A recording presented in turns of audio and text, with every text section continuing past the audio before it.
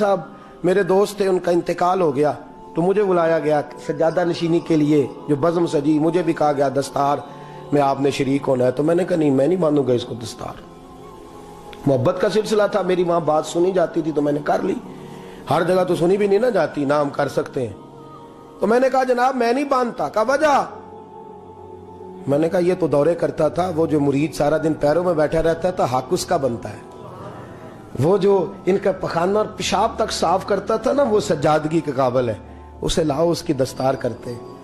اور میں نے کہا یاد رکھو, جب ہم ملی فائدہ, ہم بڑے بڑے مراکز ہمارے بزرگوں نے قائم کیے, لیکن وہ جس سجادے کے ہاتھ آئے وہ نااہل تھا, نااہل تھا, اور وہ مراکز تباہ ہو گئے. نیا آدمی جو آتا ہے اسے نئے سرے سے بنانا پڑتا ہے. اور ہمارے جیسے لوگ جب تک ادارے بنتے ہیں تب تک بڑھاپا آ جاتا ہے, پھر کہاں کام کریں گے. جب تک مواقع ملتے ہیں, وسائل ملتے ہیں, تب تک صحت ہی ساتھ نہیں دیتی, تو کیسے دین کا کام ہوگا. 2-2, 4-4, 500 روپے کے لیے مسائل بنے رہتے ہیں. ہم لوگ ان مراکز میں کیا رہ گیا ہے. ہم نے بیٹوں کو اور سجادوں کو جب آگے لگایا تو کیا اشر ہوا ہے. مزارات پہ وہ لوگ بیٹھ گئے جو بندروں کا ناچ دیکھتے ہیں.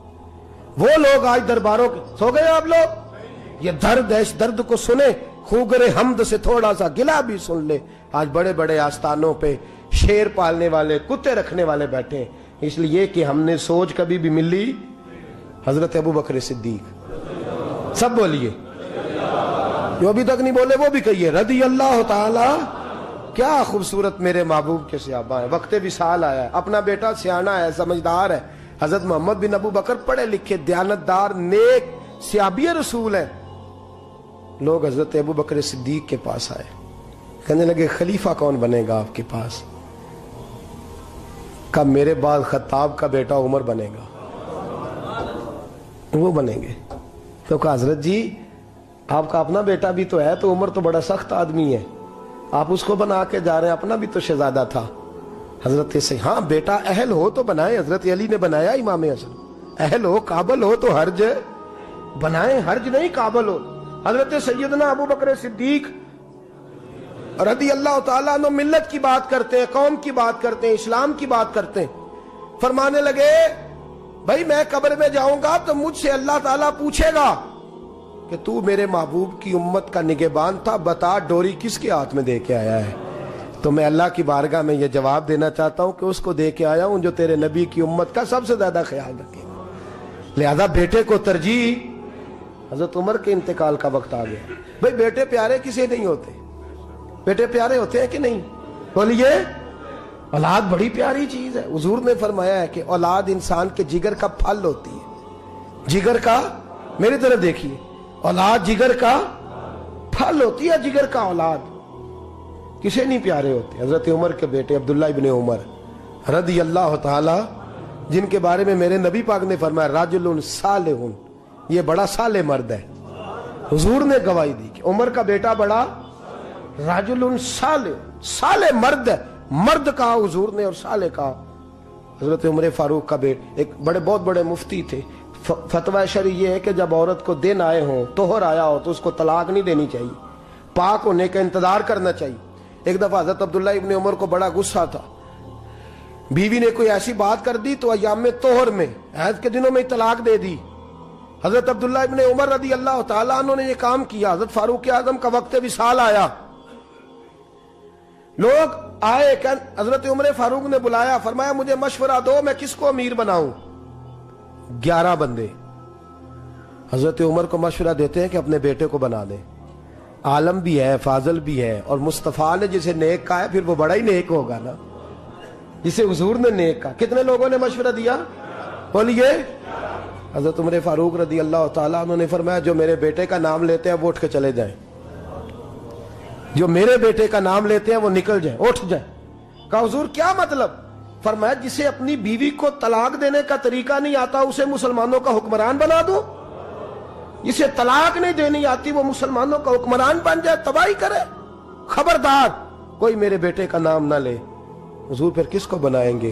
فرمایا 6 بندوں کے نام دیتا ہوں, علی کو بنا لو, عثمان غنی کو بنا لو, حضرت طلحہ کو بنا لو, حضرت عبید اللہ کو حضرت طلحہ بن عبید اللہ کو بنا لو, حضرت سعد بن ابی وقاص کو بنا لو, حضرت عبد الرحمن ابن عوف کو بنا لو, جناب سعید بن زید کو بنا لو. حضرت عمر سے کہا گیا حضور ان لوگوں کو آپ نے چنا ہے، آپ کی رشتہ داری ہے ان سے، دوستی ہے، تعلق ہے، واسطہ ہے؟ فرمایا نہیں۔ کیوں چنا ہے؟ آپ کا میرٹ کیا ہے؟ کس میرٹ پہ چنا ہے؟ فرمایا یہ وہ 6 بندے ہیں جن سے وقت وصال تک میرے نبی راضی رہے ہیں صلی اللہ علیہ۔ تو میری قومی سوچ ہے، ملی بات کرتا ہوں، ملت اسلامیہ کی بات کرتا ہوں کہ جن سے مصطفیٰ راضی رہے ہیں ان کا حق بنتا ہے، وہ پرہیزگار ہے، وہ متقی ہے، وہ چلا سکتے ہیں قوم۔ ہماری سوچ ذات تک اڑ گئی ہے، جاگ کے بیٹھیے، ہماری سوچ ہماری ذات تک اڑ گئی ہے، اس کا نقصان ملت کو اٹھانا پڑ رہا ہے، اس کا نقصان قوم کو سہنا پڑ۔ 2 کروڑ کی کوٹھی بنا لی ہے پر 10,000 روپیہ گلی میں نہیں لگایا۔ ہم نے اپنی تھڑی اتنی لمبی چوڑی بنا لی ہے کہ جو بھی گزرتا ہے اس کو تکلیف ہوتی ہے، لیکن ہمیں تو آرام ہے نا، ہمارا تو موٹر سائیکل اندر جاتا ہے کہ نہیں، ہمیں کیا لگے؟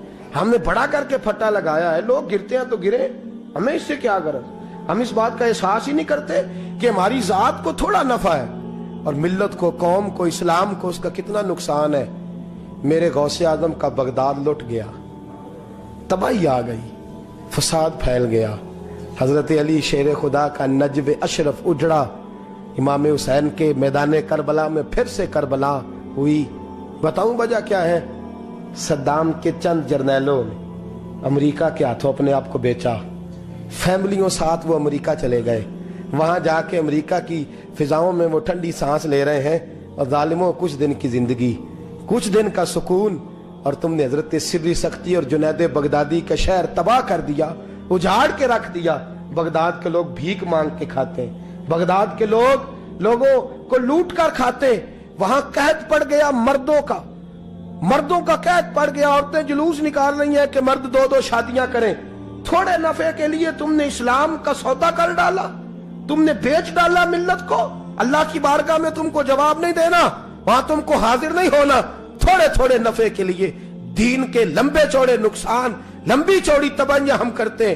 فلسطین سارا لٹ گیا چند مسلمان حکمرانوں کی وجہ سے، امریکہ سے یاری نہیں چھوڑی، دوستی نہیں چھوڑی، اور انہوں نے ساری تباہی کر لی۔ افغانستان سارا اجڑ گیا، کشمیر آج لوگ ڈے منا رہے ہیں، جھوٹ موٹ کے، آنسو بہا کے لوگوں کو بتایا جا رہا ہے کہ ہمارا بڑا ساتھ ہے۔ میاں تم اس کاج سے اٹھ چکے ہو، تم پیچھے ہٹ چکے ہو اس کاج سے۔ یہاں ہر شخص کو اپنی پڑی ہوئی ہے، یہاں ذات بنانے کے، گھر بنانے کے، کاروبار بنانے کے، بنگلے بنانے کے چکر میں یہاں تو سیاستدان ٹکٹیں کنفرم کرا کے رکھتے ہیں، کسی وقت بھی بھاگنا پڑ سکتا ہے، کسی وقت بھی دوڑنا پڑ سکتا ہے۔ جہاں ذات کے لیے جلوس ہے، ذات کے لیے جھگڑا ہے، ذات کے لیے سارے معاملات ہیں، جس کے گھر کو آگ لگتی ہے وہ جلوس نکالنے لگ جاتا ہے۔ توجہ ہے میری بات پر؟ جب بھی کوئی جلوس نکالتا ہے نا کسی بھی طبقے کا، تو میں ذرا ٹٹول کے دیکھتا ہوں کہ جب حضور کی ناموس کی باری آئی تھی اس جماعت نے جلوس نکالا تھا کہ نہیں نکالا تھا؟ آج کئی سرکاری ملازم سڑکوں پہ ہیں، ہمیں کوئی غرض نہیں وہ کس کام کے لیے، لیکن یہی سرکاری ملازم ناموس رسالت کے جلوس پر یہ کہتے تھے ہماری نوکریوں کا مسئلہ ہے، ہم اگر باہر نکلیں گے تو گورنمنٹ ہمیں نکال دے گی۔ اب کدھر گئی تمہاری نوکریاں؟ اب کدھر گئے تمہارے معاملات؟ تم نے تھوڑا فائدہ حاصل کیا اور کتنا بڑا تم نے نقصان کیا۔ رسول اللہ صلی اللہ علیہ وسلم کو تم نے ناراض کیا، اور تم حضور کی شان اور ناموس کی خاطر اپنی اس نوکری کو قربان نہ کر سکے۔ آج مسئلہ گیا سارا کچھ، آ جاؤ، لوٹ آؤ، در رسول کی طرف آؤ، میرے محبوب کریم صلی اللہ علیہ وسلم کے غلاموں جیسا کردار اپناؤ، اظہار کرو، قربانی دو، دوسروں کا نفع سوچو، دوسروں کی بھلائی سوچو۔